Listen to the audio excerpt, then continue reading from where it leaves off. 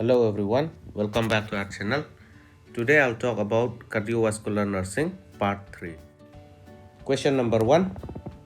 While doing ECG, V1 is placed in option A, left foot intercostal space, option B, right fourth intercostal space, option C, right fifth intercostal space, option D, left fifth intercostal space.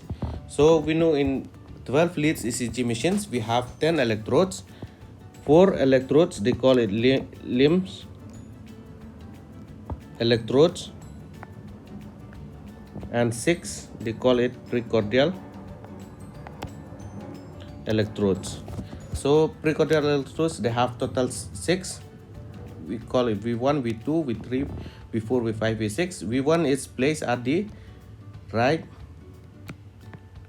fourth intercostal space at the margin of sternum. V2 placed at left fourth intercostal space at this margin of sternum, and V4 we place it at the fifth intercostal space at the mid clavicular line, and then V3 we place it between V2 and V4, midway between V2 and V4.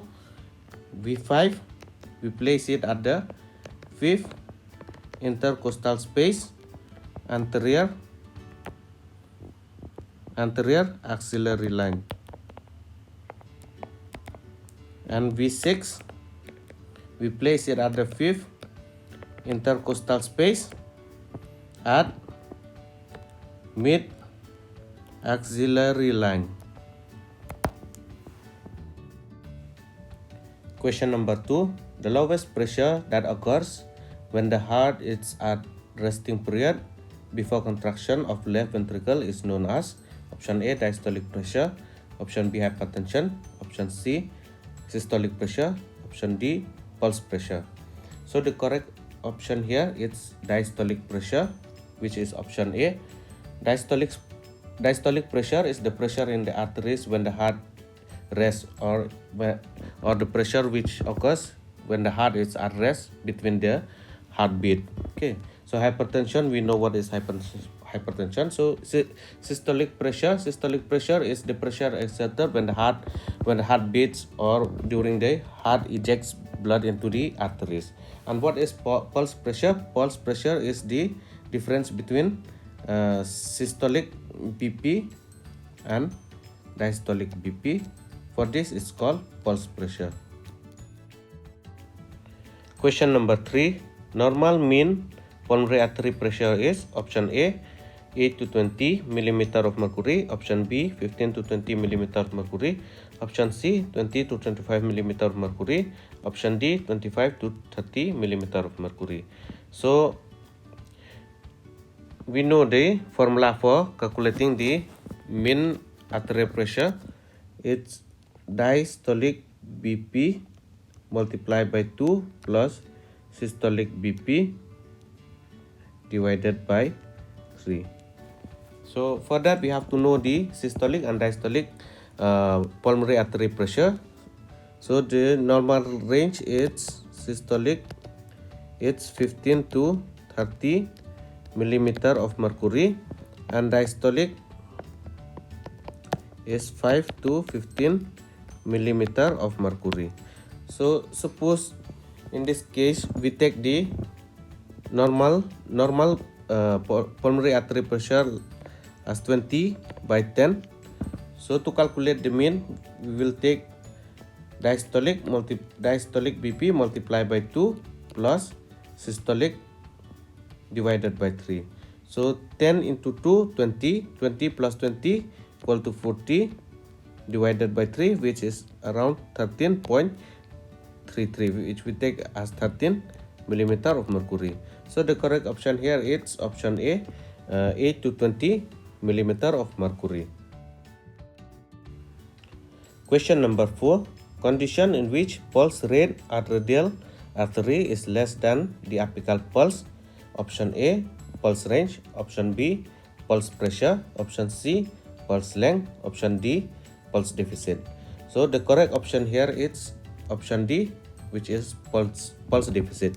So pulse deficit is a condition at which if we feel the radial artery at the same time apical pulse, we will find that the heart rate at the apex of the heart is much more faster than the pulse rate which we feel at the radial artery.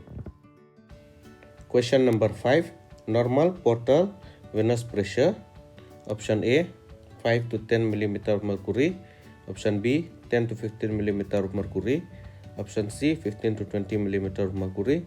Option D, 20 to 25 mm of mercury. The correct option here is option A, which is 5 to 10 mm of mercury.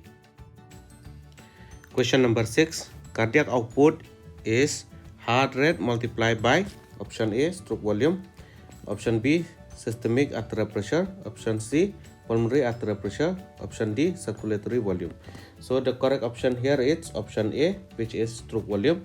So we know the formula cardiac output is equal to heart rate multiplied by stroke volume. This is cardiac output. And what is stroke volume? Stroke volume is the amount of blood ejected in each ventricular contraction. Question number 7. Modifiable risk factor in case of hypertension include all except option A, age. Option B, obesity. Option C, salt intake. Option D, alcohol intake. So the correct answer here is option A. In hypertension,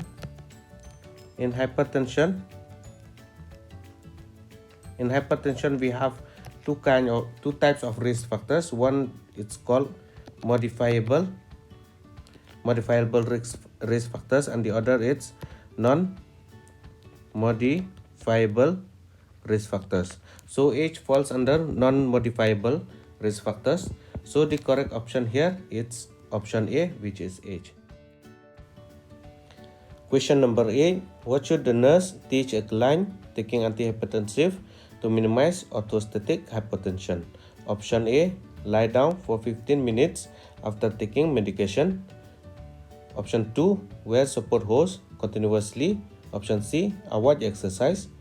Option D, sit for 5 minutes before standing.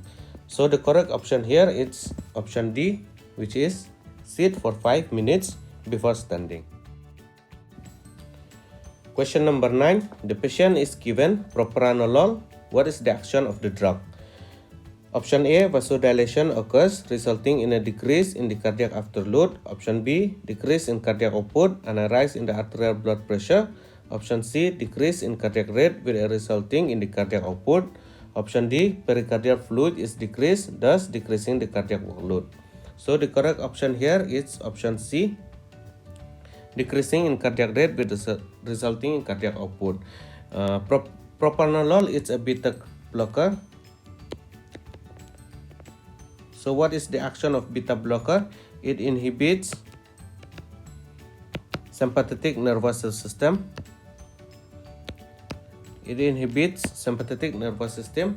And that leads to decrease in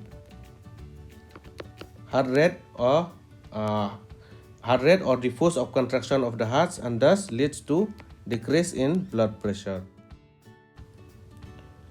Question number 10. Following are classes of drugs used in the treatment of hypertension except option A, calcium channel blocker. Option B, beta blocker. Option C, diuretics. Option D, cardiac glycosides. So the correct option here is option D, which is cardiac glycosides. So cardiac glycosides are usually used in the treatment of congestive heart failure or some arrhythmias like atrial fibrillation or atrial flutter.